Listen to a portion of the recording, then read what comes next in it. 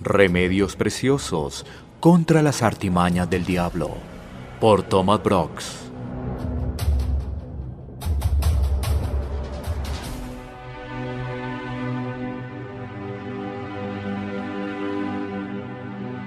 Ahora, en este último capítulo, vamos a pensar en algunos hechos importantes que los creyentes deben considerar cuando son tentados.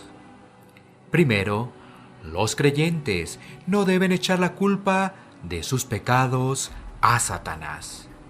Ellos mismos tienen una naturaleza pecaminosa, la cual hace que el pecado les parezca atractivo.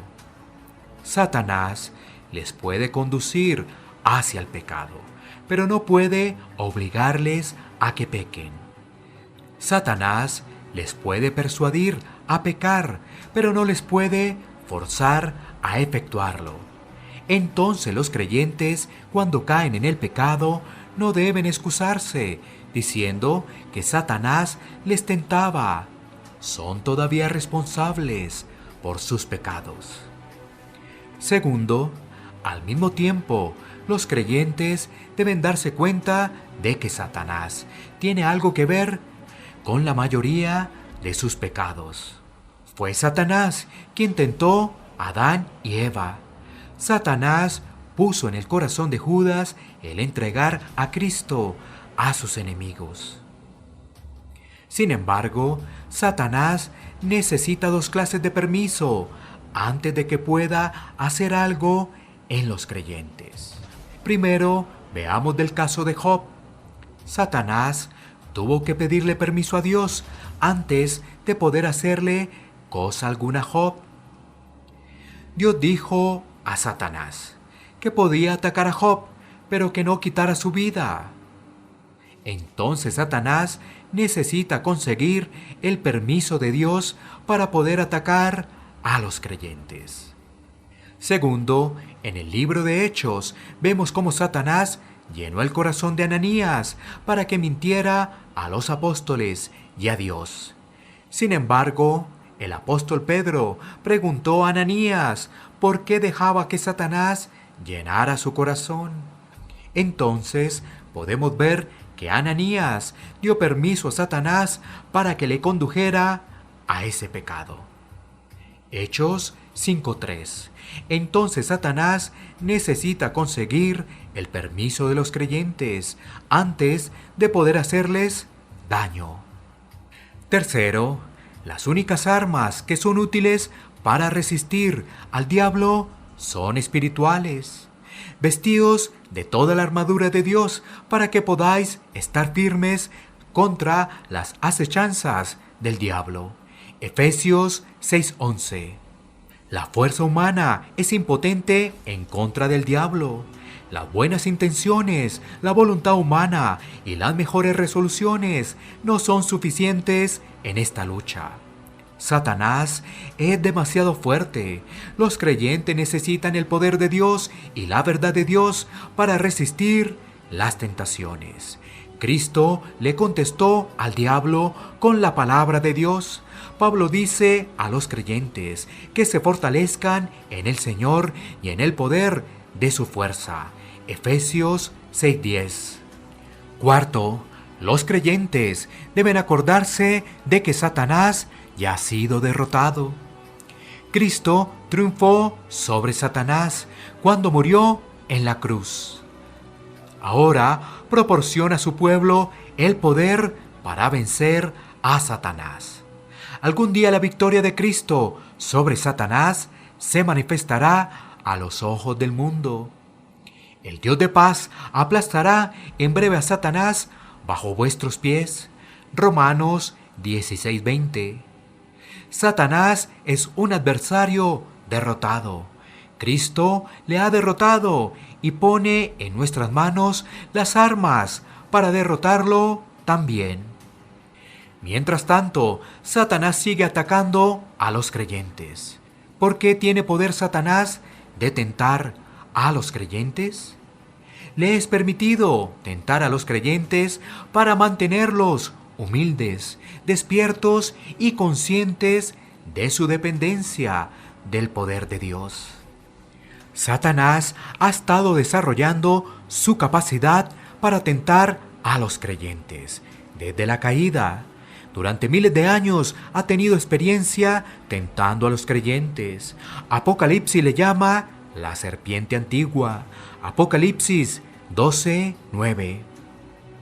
A veces se le permite a Satanás tentar a los creyentes porque rehúsan obedecer a Dios. En ocasiones Dios les deja recibir lo que merecen. Son engañados y derrotados por Satanás. También se le permite a Satanás tentar a los creyentes para que se muestre el poder y la misericordia de Dios. Cuando los creyentes son fortalecidos para pelear contra Satanás y resultan vencedores, Dios es glorificado. Entonces no es sorprendente que la vida cristiana sea una guerra continua contra el maligno. Enseguida mencionaremos algunas maneras en que los creyentes pueden fortalecerse para el conflicto espiritual. Primero, los creyentes deben andar conforme a las reglas de Dios. La Biblia, la palabra de Dios, debe gobernar en sus vidas. El descuido de la palabra de Dios le da a Satanás una ventaja. El que piensa que no necesita depender de la guía de la palabra será desviado y engañado por el diablo. Segundo, los creyentes deben tener cuidado de no contristar al Espíritu Santo. El Espíritu Santo nos enseña cómo vencer al diablo, cómo evitar sus trampas y artimañas. El Espíritu Santo nos fortalece para la batalla. El que en vosotros está es mayor que el que está en el mundo. Primera de Juan 4:4. Tercero, los creyentes deben buscar más sabiduría y madurez espiritual. El conocimiento de la verdad no basta. Nos hace falta la sabiduría y la madurez espiritual para poner en práctica nuestro conocimiento. El libro de Proverbios nos servirá mucho para ir adquiriendo esta sabiduría. Cuarto, los creyentes deben seguir siendo llenos del Espíritu Santo. No es suficiente que el Espíritu more en nosotros. Sed llenos del Espíritu. Efesios 5:18. Esto es más que el mero hecho de no contristar al Espíritu Santo. Significa dejarnos guiar y controlar por el Espíritu Santo. Significa crecer en las virtudes del Espíritu, que son contrarias a los frutos de la carne que el diablo utiliza para tentarnos. Quinto, debemos velar. Satanás nos está vigilando y nosotros debemos estar alertas.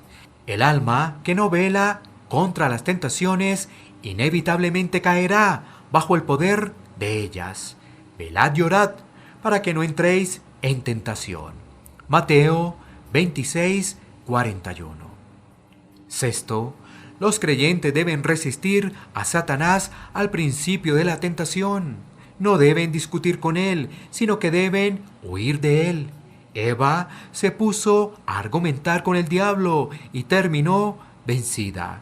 Santiago 4:7 dice: resistid al diablo, que de vosotros huirá. Séptimo, debemos mantener nuestra comunión con Dios. Mientras David mantuvo su comunión con Dios, estuvo firme y triunfó sobre todos sus enemigos. Cuando se relajó y descuidó la comunión con Dios, fue derrotado fácilmente por las tentaciones del diablo. Octavo, los creyentes deben orar y buscar nuevas fuerzas cada día. No pueden contar con la fuerza que tuvieron en el pasado. Necesitan nuevas fuerzas cada día. Necesitan recibir fortaleza continuamente. Esta fortaleza puede recibirse solamente por la oración, el estudio de las Escrituras y el compañerismo cristiano. Por último, debemos estar agradecidos cuando escapamos de los ataques del diablo. Es una bendición muy grande cuando somos ayudados por Dios a resistir la tentación. Escapamos del peligro y de muchas tristezas que de otro modo habríamos sufrido. Mientras que los demás hombres son llevados cautivos por el enemigo de sus almas, los creyentes deben estar agradecidos que no les suceda lo mismo.